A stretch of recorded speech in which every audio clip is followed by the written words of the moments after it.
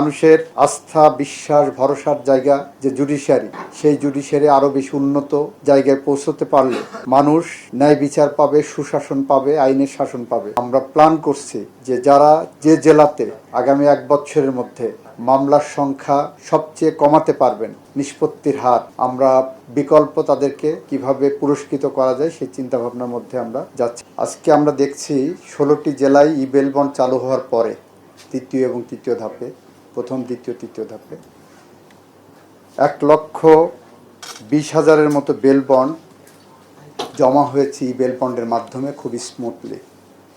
আগে যেখানে 12টি ধাপ একটা বেল বন্ড চালু করতে 12টি ধাপ ব্যবহার করা হতো, সেখানে এক ক্লিকে আইনজীবী তার চেম্বারে বসে বা যে কোনো জায়গায় বসে, গাড়িতে বসে, স্মার্টফোন ব্যবহার করে বেল বন্ড জমা দিতে সাথে সাথেই এই প্রক্রিয়ার মধ্য দিয়ে বিচার প্রার্থী জনগণের ভোগান্তি অনেক লাঘব হবে, বিশেষ করে যারা আসামি আছেন।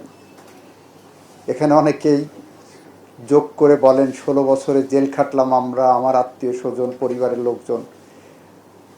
কারাগার, ম্যাজিস্ট্রেট আদালত, জেলা জজ আদালতের দ্বারে দ্বারে ঘুরতে ঘুরতে যে হয়রানির শিকার হয়েছে, আপনারা আসার সাথে সাথে সব হয়রানি বন্ধ করে দিলেন।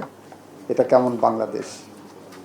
আমরা বলেছি এটাই বাংলাদেশ জাতীয়তাবাদী দলের সরকারের সুশাসনের প্রতিশ্রুতি। আমরা হয়রানি করতে চাই না, আমরা চাই আইনের শাসন প্রতিষ্ঠা করতে, ন্যায় বিচার প্রতিষ্ঠা করতে এবং সুশাসন প্রতিষ্ঠা করতে। তারই অংশ হিসাবে আগে 16টির সাথে এই ই-বেল বন্ড কর্মসূচিতে আমাদের আরও 12টি জেলা সংযুক্ত হলো। এই সংযুক্তিতে আমরা অংশগ্রহণ করতে পেরে আমরা নিজেদেরকে গর্বিত মনে করছি, ধন্য মনে করছি। আমরা বিশ্বাস রাখি আপনাদের সহযোগিতায় আমরা এই কর্মসূচিকে জনগণের দোরগোড়ায় পৌঁছে দিতে পারব। আমরা কিছু কর্মসূচি হাতে নিয়েছি, যেমন লিগ্যাল এইড কর্মসূচি আমাদের অন্যতম একটি কর্মসূচি।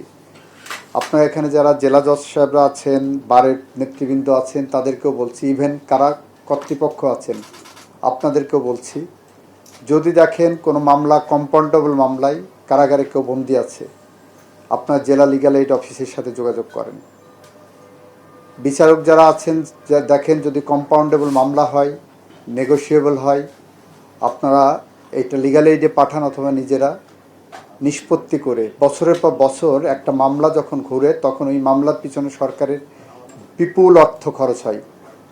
আর এই বিপুল অর্থ খরচের শুধু কারণ না, আরেকটা কারণ হলো, ধরেন এইসব ছোটোখাটো মামলার জন্য বড় মামলায় অনেক সময় আসামিরা ছাড়া পেয়ে যাচ্ছে, ক্রাইম বেড়ে যাচ্ছে। এই জায়গাটা আপনারা যদি একটু জুডিশিয়াল অ্যাক্টিভিজমের মাধ্যমে সহযোগিতা করেন, আমরা বিশ্বাস রাখি বছর ঘুরতে না ঘুরতে এই জুডিশিয়ারিও ঘুরে দাঁড়াবে। মানুষের আস্থা, বিশ্বাস, ভরসার জায়গা যে জুডিশিয়ারি, সেই জুডিশিয়ারি আরও বেশি উন্নত জায়গায় পৌঁছতে পারলে মানুষ ন্যায় বিচার পাবে, সুশাসন পাবে, আইনের শাসন পাবে। সেরকম একটি জুডিশিয়ারিকে এগিয়ে নিতে আমরা বেল বন্ডের পাশাপাশি মিডিয়েশন এবং অন্যান্য জায়গায় ন্যায় বিচার নিশ্চিত করতে যে প্যারামিটারগুলো আছে, সেদিকে লক্ষ্য রাখবো বলে আমরা বিশ্বাস রাখি এবং আপনারা সেই কাজে অগ্রণী ভূমিকা পালন করবেন।